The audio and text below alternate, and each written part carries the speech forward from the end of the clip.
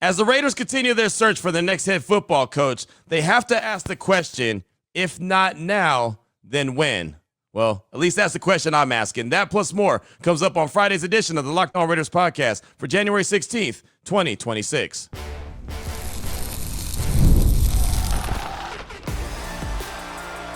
You are Locked On Raiders, your daily Las Vegas Raiders podcast. Part of the Locked On Podcast Network, your team every day.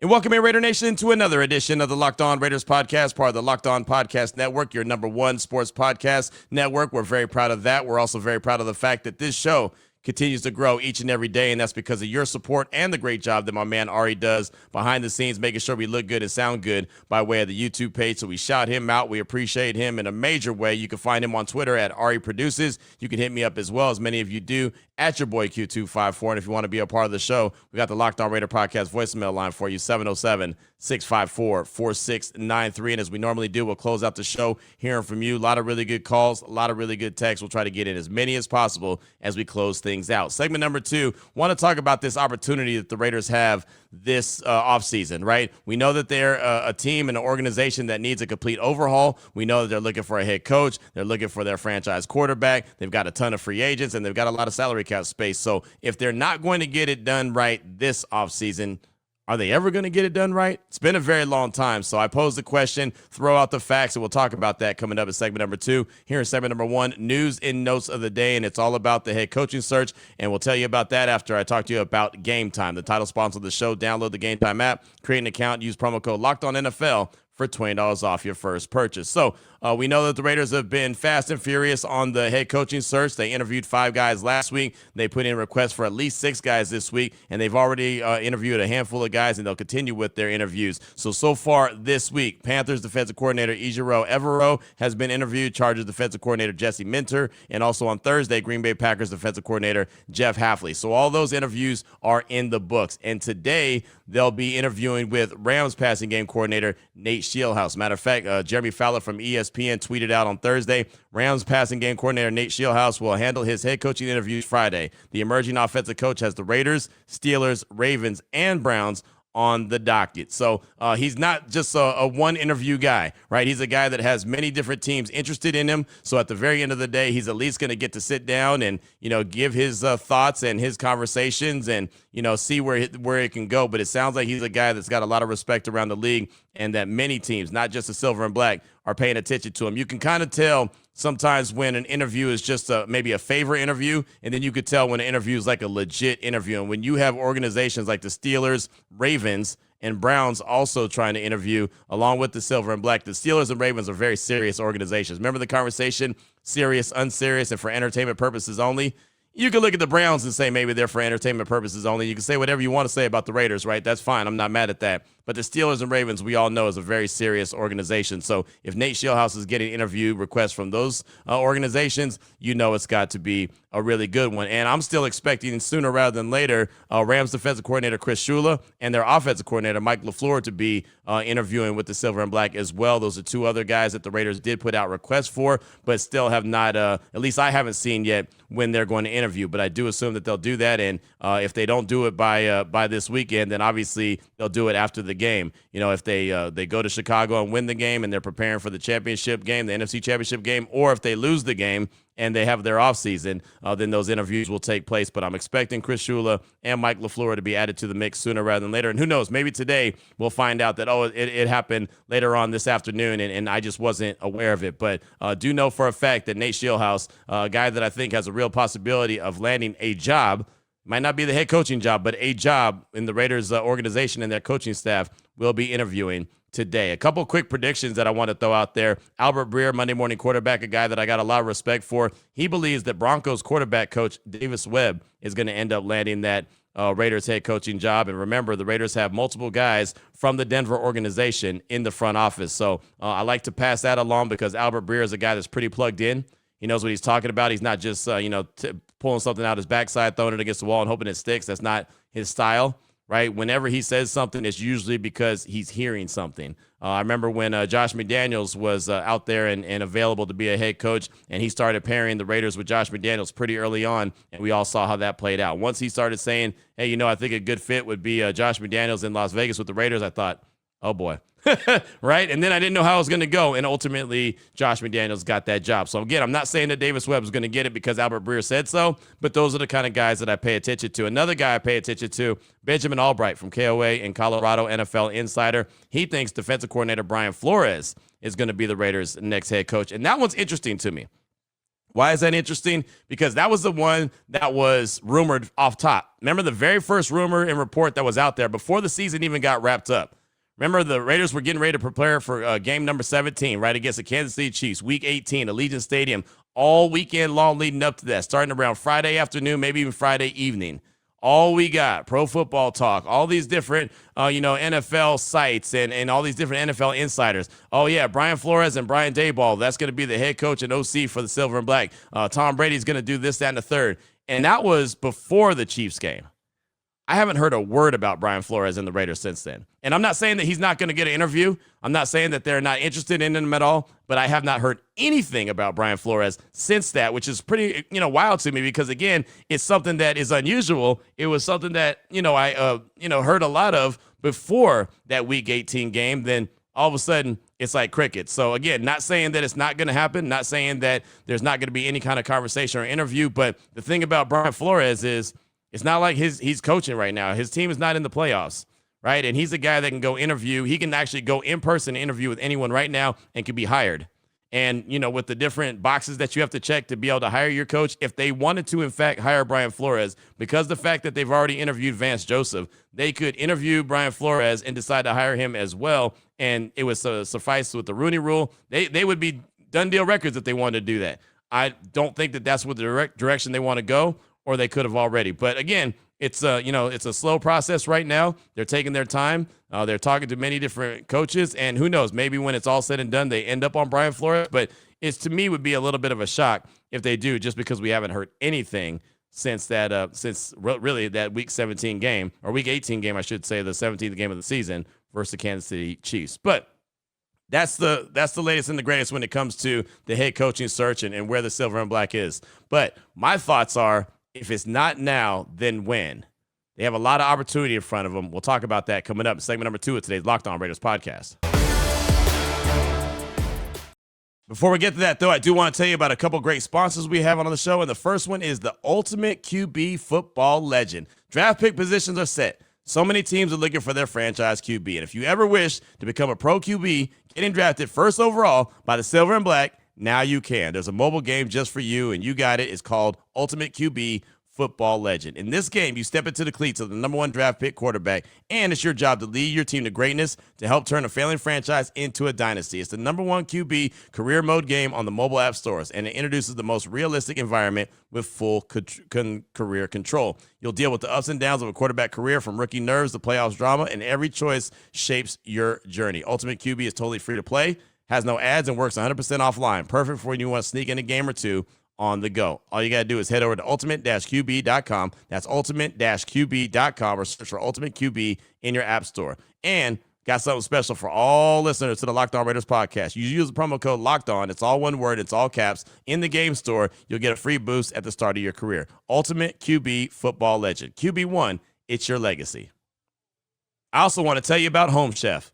As the new year gets going, a lot of people are trying to simplify their routines. Dinner is a big one. Between busy work days, cold winter nights, and packed schedules, having an easy, reliable dinner plan makes a huge difference. And that's where Home Chef comes in. Home Chef takes the stress out of cooking by delivering fresh, pre-portioned ingredients right to your door with easy-to-follow recipes that actually taste great. They're rated number 1 by users of other meal kits for quality, convenience, value, taste, and recipe ease. It's easy to see why. Meals, they come ready to fit your schedule. 30-minute recipes, oven-ready trays, or quick lunches. Over 30 weekly options, including family-sized meals and different dietary choices. It saves time and money. Home Chef customers save an average of $86 per month on groceries. So right now, for a limited time, Home Chef is offering all listeners of the Locked On Raiders podcast 50% off your first box.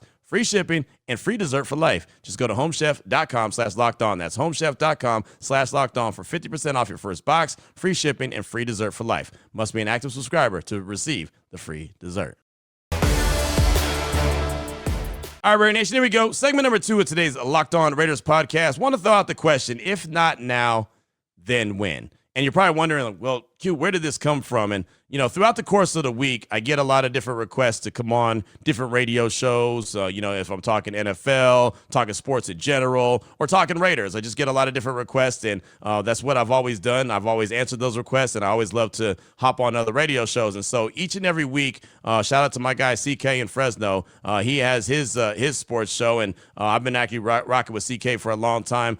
He works at B95, the music station, and me and his careers have kind of ran parallel to each other at one stage of our life or the other. And so anytime he invites me onto his sports show, I'm like, yeah, of course, I definitely want to come on. And like I said, really good dude. So I appreciate, him whenever he has me on. So one of the questions he asked me on Thursday as we were wrapping up our interview was just about my confidence level with the Raiders getting it right when it comes to whoever the next head coach is going to be, when it comes to the number 1 overall pick, when it comes to building the roster the way it's supposed to be with John Spytek and Tom Brady. And I said, look, I can't say that I have 100% confidence because we haven't seen it, right? We just don't know. The Raiders have not found a way to get it right in a very long time. But then I also said, but they haven't been in this exact position either. There's many times that we talk about the Raiders need a quarterback, but they're sitting there picking at number 12 or 13 or 15 or 6 or 8, and they don't have a chance to get that quarterback without giving up a boatload of picks to try to move up or whatever the case may be, and they haven't been willing to do that. Or maybe they win a game or two at the end of the season, and they're not in that right position to be able to get that quarterback. This year, they only win 3 games. And really, I mean, you want to talk about kind of better to be lucky than good. 4 teams ended up with the same record as the Raiders, right? 3-14. And the Raiders just happened by strength of schedule, by the math equation that we talked about a lot of time leading up to that final game of the season. They happened to end up with, the worst record and strength of schedule and all that other good stuff. They ended up with the number 1 overall pick. And now that Dante Moore has decided to go back to school, it's really a 1 QB draft. So now they're in the number 1 spot, right? They've got 10 total draft picks. They're in the number 1 spot. The last time that they had the number 1 overall pick was 2007. I don't have to name the quarterback that they drafted. Obviously, it was the wrong one, but that was just about 20 years ago. And to go along with that 10 draft picks and number 1 overall pick, they have $100 million in cap space. So you can start to really build your roster with some free agents. I'm not saying build the whole thing, not the whole team's going to be free agents. Not saying that at all, but you can start to turn things around, right? You could turn the roster over. They don't have a head coach. GM John Spytek and Tom Brady, they're leading the charge, and they don't have a QB. And the beautiful thing about this, and we talked about it so many times, when a new head coach steps into a job and there's a quarterback there, and for example, I'll just talk about the Raiders, right? I mean, Derek Carr was there, right? When Josh McDaniels arrived with the Raiders, we all said, well, Derek Carr wasn't Josh McDaniels' guy. They didn't draft him, so if they wanted to move on from him, they could. They did. They didn't do it the right way. They did it messy. They didn't have a replacement. And, well, the Raiders are in the position that they are right now. But every time a new head coach walks into an organization, they have to decide, do they really like that quarterback or not? Like the new head coach, whoever's going to be in Miami, has to make a decision on Tua. Are they going to stick with him or are they going to move on from him? Sean Payton did it in Denver. He got there. He rocked with Russell Wilson for 1 year and decided, yeah, he ain't it. I'm moving on from him. I don't care if it's $95 million in dead cap space.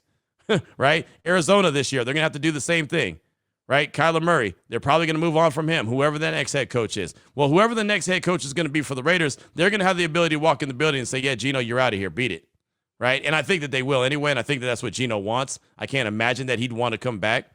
So they're not tied to anybody. I went through that whole timeline just to let it be known they're not tied to anybody. It's a clean slate. There's 22 free agents that the Raiders have in 2026, and the new league year starts in the beginning of March 3rd.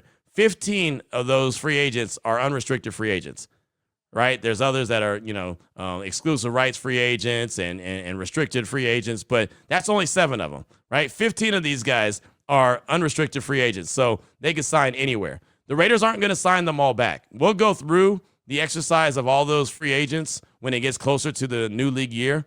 This is after they have a head coach. This is after they're, going to the combine and all that good stuff. And we can start to, kind of put the pieces together on who we think needs to come back, who the Raiders are going to want to bring back, and who they're not going to want to bring back. But if you have 22 free agents, guess what you could do? Overhaul the whole roster. John Spytek, John Spytek and Tom Brady, they have an opportunity to do just that. Overhaul the whole roster.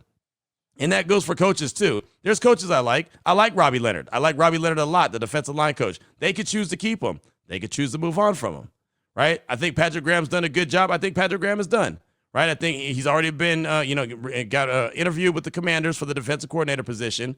He's, got a request, and I'm sure he's going to interview with Miami for their head coaching job. Not saying he's going to get either one of those, but I think that he's pretty much good to go now, too. I'm sure that he's already had enough. I'm sure he wants a fresh start. And I don't expect there to be too much, holdover from what's been around the Raiders organization. So everything is it's clean. Whoever the head coach is going to have that opportunity to, if the Raiders do it correctly, right, give them that build up so they can try to build this program in their vision and get it where it needs to be, right? It's just you have to be able to do that. And if the Raiders don't get it right this offseason and we start to see the turnaround and we believe that this is the franchise quarterback that they go get in Fernando Mendoza, when is the next time they're going to be in this position, right? It's one thing to be at the top of the draft with, the number one pick. It's another thing to have $100 million in salary cap space, right? And again, 10 picks. And they have a couple players to get excited about that they can build around. Brock Bowers, Ashton Genty, Colton Miller should be good to go. He's got a couple more years, I feel, left in the tank. Obviously, Max Crosby on the defensive side of things. There's not a whole lot of guys, but there's a few. There's a handful of guys. You could probably count them on one hand that you could build around. A.J. Cole's a guy that I feel pretty confident about, the punter, right? I mean, what he brings to the table. JPJ in some capacity. I don't know where they're going to put him, but I feel pretty good about him along the offensive line. So there's a handful of guys. Big Mike, Michael Mayer, he's got one more year left on his deal. Right. So depending on who the head coach is, he could obviously be a big asset as well. So, I mean, again, I say all that to say this is that offseason, right? When they had 3 first-round picks in 2019, you can go back and look at the podcast. I thought this is going to be the most important offseason in Raiders history. They've got to get these draft picks right. They just, sacrificed and traded Khalil Mack for this opportunity to turn things around. They didn't get it right. They didn't get it right in 2020 when they had multiple first-round picks. Right? Obviously, they haven't got it right since. They went out and traded for Devontae Adams after they made the playoffs in 2021. Somehow they made the playoffs. They make that trade for Devontae Adams. Oh, man, he's hooking up with Derek Carr, his quarterback in college. Everything's going to be great. It wasn't. Right? Then Antonio Pierce gives you a little bit of hope because, he catches lightning in the bottle in the second half of the 2023 season. 2024 season was terrible. He gets fired. Pete Carroll, he's got a resume. Right? He's going to be in the Hall of Fame. He's a builder. He knows what he's doing. He's going to get something, he's going to start the turnaround. He didn't. Now they have to, though. Right? All those opportunities that I just talked about, they all went to the wayside. They weren't good, but they have to get it right this time. I don't know if you want to call it pressure, but it's right there. It's on them now, right? And I say them. John Spytek's leading the charge, but Tom Brady's name is attached to it. And I don't know. I've said it a million times. I don't know if he's a good talent evaluator or not. We don't know. There's no evidence that he is. But now that his name is attached to it, since Mark Davis put his name in the statement and said, John Spytek, along with Tom Brady, are going to lead the football operations, it's on you, Jack.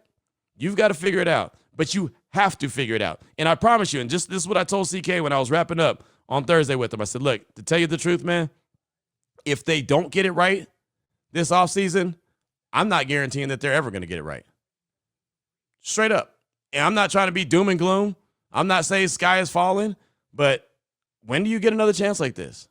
When do you have this many great opportunities? It's kind of similar to what they're talking about with Josh Allen and the Bills, in the playoff run. Hey, man, if you don't get it to the Super Bowl this year, when's he going to get there? There's no Mahomes in his way. There's no Lamar in his way. There's no Joe Burrow in his way. He's got a clear path, even though he's got Denver this week, and that's going to be tough, but he's got the best opportunity that he's had. So if you don't do it now, then when are you going to do it? Right? It's just like when you're talking about different teams or players trying to get over the hump. Hey, man, this guy, he's playing his best ball right now. He's got to get it done right now. And if they don't, then what? They have to get it done. I'm not saying they're going to get it done, but they have to get it done this offseason. They've got to make the right call. They've got to make the right decisions. They've got to draft the right guys. They've got to be able to get playing time out of their draft picks, right? Unlike what you saw this past year. They've got to be able to get guys, select guys, and put these guys on the field and let them go out there and perform. Again, I'm not expecting 10 wins in year one. I'm not even expecting 8 wins. I'm expecting a slow build. Give me 4 or 5 wins, but show me that you got something going. And I think that that'll be the beginning of it. But it has to be the beginning of a franchise turnaround. It has to happen this year. What says you? 707-654-4693. We'll close out with your calls and texts. We'll do that next. Before we get to that, though, I do want to tell you about a couple more great sponsors we have on the show. And the first one is the title sponsor of the show, Gametime.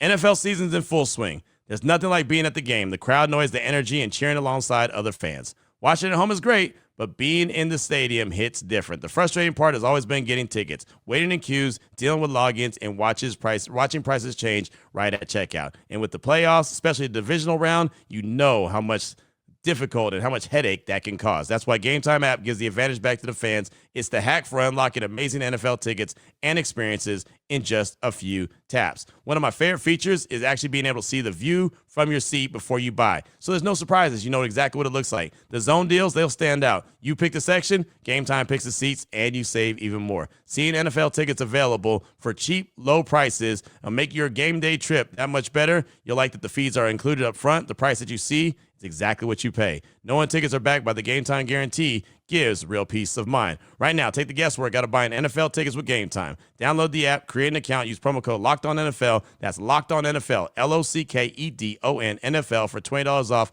your first purchase. Terms do apply. Again, create the account, use the promo code LOCKEDONNFL for $20 off. Download the Gametime app today and get back to being in the live action. I also want to tell you about FanDuel. The wild card round, it's in the books. It's on to the divisional round, and FanDuel is officially in playoff mode. Every game day during the NFL playoffs, FanDuel is giving customers even more ways to get in on the action. Right now, every NFL playoff game day, FanDuel users get a profit boost pack waiting for them inside the app. Each game day, you'll see a pack loaded with multiple profit boosts you can apply to bets that you like the most. The boost, they let you lean into your game day instincts, whether you're backing momentum, defense, quarterback play, or just playing out coaching. Every play feels bigger, and boost makes your bets feel that way too. You make your picks and apply your profits boost to go after even bigger payouts while the playoffs are rolling. So visit FanDuel, an official sportsbook partner of the NFL, and grab your profits boost pack every NFL playoff game day.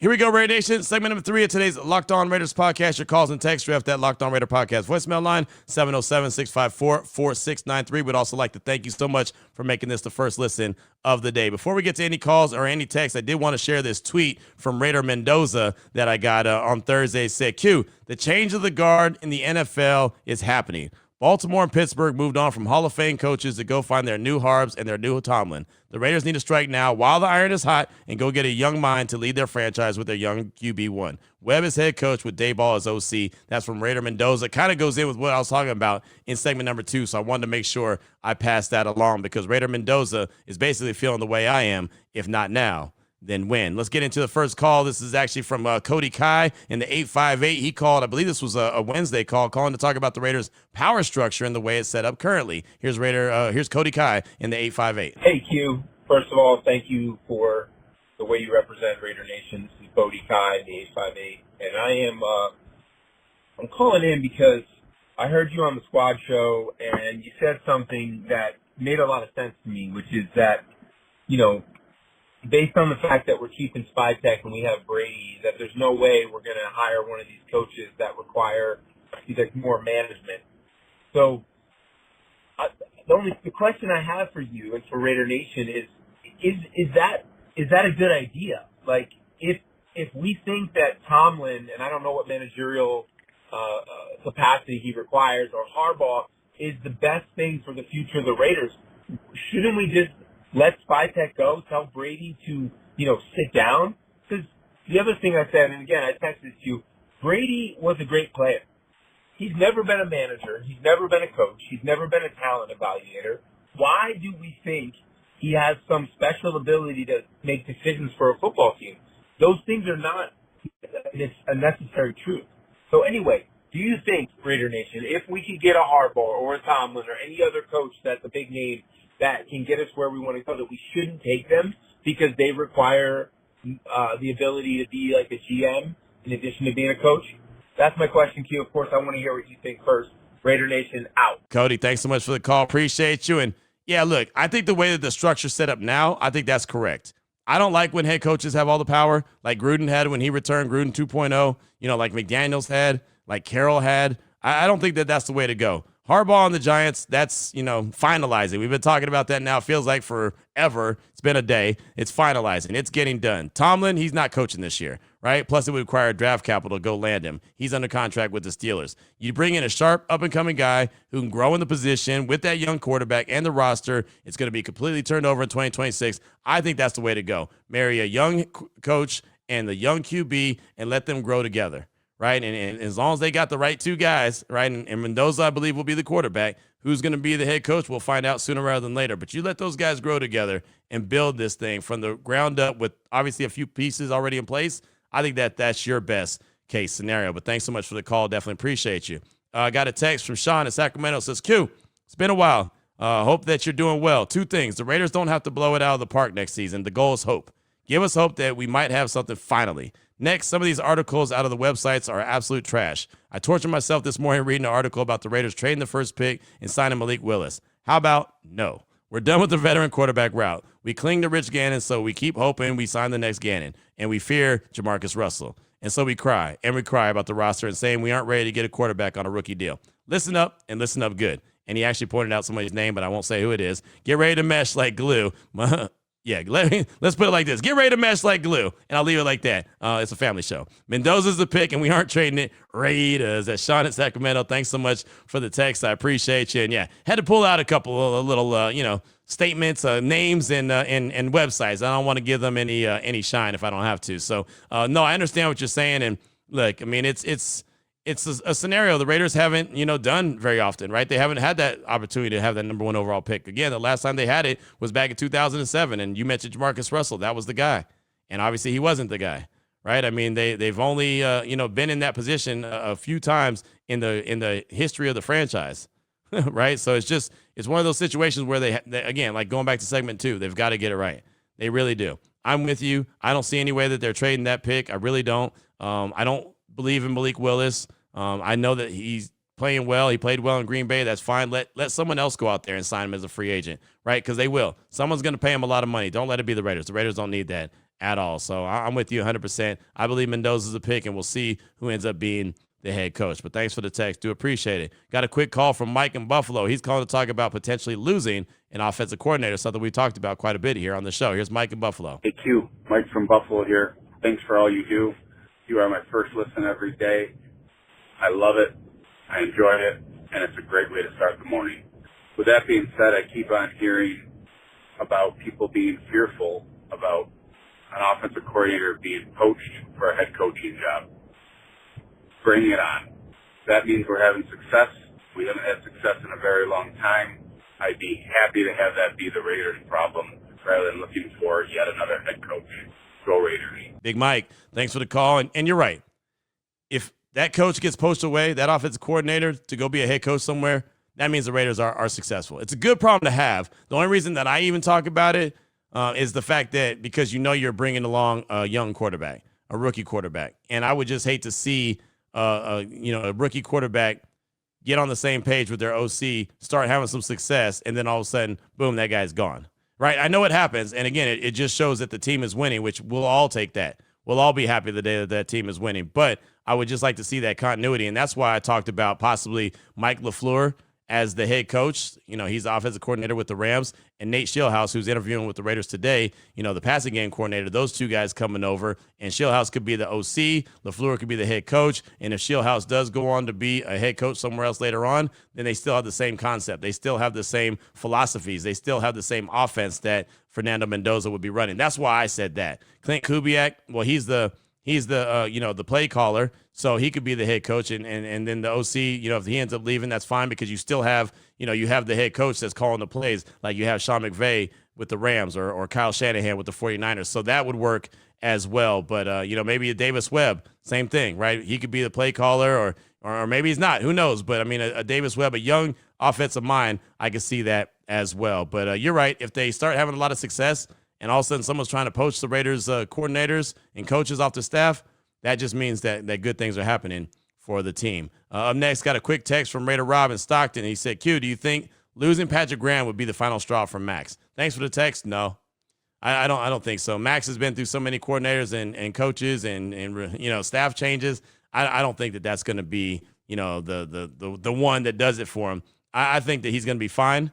I really do. I know that he was mad that he missed the final 2 games of the season, but if he had to end up sacrificing those final 2 games of the season for the Raiders to get this thing turned around, I think even he'll understand that, you know what, that was the right thing. He obviously went and had the surgery. I saw him on the podcast with Jim Gray, and he was saying that he feels like he'll be ready for the start of OTAs. So clearly he had a knee injury. Clearly there was something going on. I know he was jumping on the trampoline and playing basketball. I get it. But clearly he had to get the meniscus taken care of because, again, he's going to be out until he said around, the middle of OTAs. Not that I think he needs that, but, if he was 100% and he was fine, didn't need any kind of knee surgery, then he wouldn't have gone under the knife at all. He wouldn't have had to go in there and have any kind of little bit of a hospital stay or any kind of cleanup work done at all. So thanks so much for that text. I do appreciate you. And we'll close out with a call from Georgia Raider. He's calling to talk about Mendoza reacting to his Peach Bowl performance and wants to pump the brakes a little bit. Here's Georgia Raider. Q, this is Georgia Raider.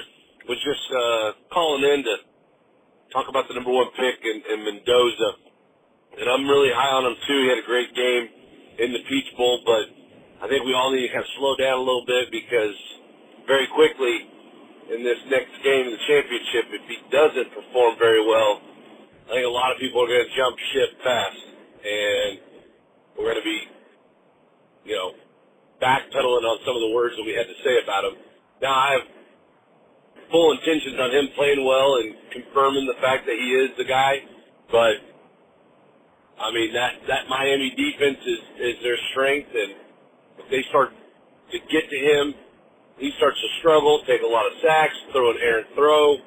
And now we're all like, that looked ugly. And that would be his last game for a long time going into that draft that could cause us all to be second guessing and have a little bit different feeling the way we feel right now after the showing he had in the Peach Bowl. So I'm in right now. I do want to see one more game before I dive in saying, this is the guy. And then obviously after that, you're going to continue to get more talks about he's a little older, and all these other things. But if we had a draft today, for sure take him. But just there's going to be one more game, and it's going to be crucial to see how well he plays. And hopefully he does exactly what he did in the Peach Bowl and kind of makes us all feel good. So, but besides that, appreciate everything. Georgia Raider, thanks so much for the call. I appreciate you, and I totally understand 100% where you're coming from. And I think that does apply, that philosophy about, hey, the Peach Bowl was great, but what if he's going to come out and have a bad game? That's valid for people that didn't watch him all year long. For me, that's why I watch college football as a scout for the NFL. That's why I love Alabama football because, Alabama puts so many players in the NFL. But Fernando Mendoza's been doing this all year, right? Early in the season, they beat Oregon on Oregon's home turf, right? They got that game in bad weather, but they were able to take care of business. They came back versus Penn State. He made Sunday throws, a couple of elite throws on in that game, a game that they shouldn't have been down, but they were. And that's how football goes. Sometimes you're in a position you're not supposed to be in, but they came back, right? He made some elite throws against Penn State. He went on to beat Ohio State in the Big Ten championship game, right? And did a heck of a job. Some elite Sunday throws he made to get them in position to win that game, and they did. In 2 playoff games, he's had 5 incompletions. 2 playoff games, not 1, 2. He's thrown 8 touchdowns in 2 playoff games, right? Does he have elite, outstanding video game numbers? No, but he's very efficient. When you have 2 incompletions in 1 playoff game against Alabama and you have 3 incompletions in a playoff game against Oregon, yeah, you're doing some good things. To me, it doesn't really matter what he does on Monday against Miami. And Miami has a good defense, sure. But Fernando Mendoza has been doing this all year. Some of those throws he makes from one hash to the sideline, those are elite Sunday throws, right? Everyone can't make that throw. I think Tom Brady is going to really enjoy working with Fernando Mendoza. I think that he already understands what he brings to the table. And remember, he's at Indiana. That's a basketball school turned football school. Kurt Signetti's done a heck of a job, put an offensive line around him, put weapons around him, gave him a run game, gave him a strong defense. That's what the Raiders need to do. That's the blueprint. right? I mean, he got sacked 40-something times at Cal last year, and he cut that in half this year at Indiana, right? But again, for someone like me who's watched him and watched him play, he's been the number one guy really consensusly for the most of the season, for the majority of the season. He's been that number one guy. So, yeah, for people that just now tuned in and saw him for the first time, maybe second time against Oregon, in the Peach Bowl, sure, right? Maybe pump the brakes a little bit. But for me, that just kind of checked the final box. Seeing him on the big stage in the playoffs when it mattered the most. He did it against Bama, made it look easy. And then he did it against Oregon, and even though they put up, 22 points, I don't think the game was even that close, right? I mean, Fernando Mendoza was an absolute dude. I think it'd be silly to think that he's not going to be that guy. Is he going to go just dominate the minute he walks on an NFL field? No, nobody does. But that's definitely a guy that you could work with, and you could win a lot of games in the National Football League with, for sure. I said it before. I'll say it again. I think he'll be the best quarterback the Raiders have had since 2016, Derek Carr. When Derek Carr helped the Raiders get to the playoffs, even though he didn't get to play because he broke his ankle, that was peak Derek Carr. I don't think that you've seen a quarterback play as well as that peak Derek Carr in 2016. And I think the next best guy is going to be Fernando Mendoza if, in fact, they pick him. That won't happen until April, though. But that's just my thoughts. So thanks so much for the call. Definitely appreciate you. And, of course, we'll get to see that game on Monday. Enjoy the divisional rounds of the games this weekend. There's 4 games, 2 on Saturday, 2 on Sunday. Martin Luther King Day is on Monday. We will have the Raiders Squad Show that morning. Chantel Chan, Lincoln Kennedy, and myself, 7:30 a.m. Pacific time. And then, of course, we'll have the Locked On Raiders podcast. We'll have this show on Monday as well. Have an off day on my local radio show on Raider Nation Radio 920. I do have to do ESPN's game night, but we'll come on following the national championship game. So enjoy the weekend. Get ready for Monday. We'll have a little bit of a preview here on the show. And like I said, we'll have the Raiders Squad Show as well. So until then, Raider Nation, take care of yourself, take care of your family, love on your family. Most importantly, as always, just win, baby.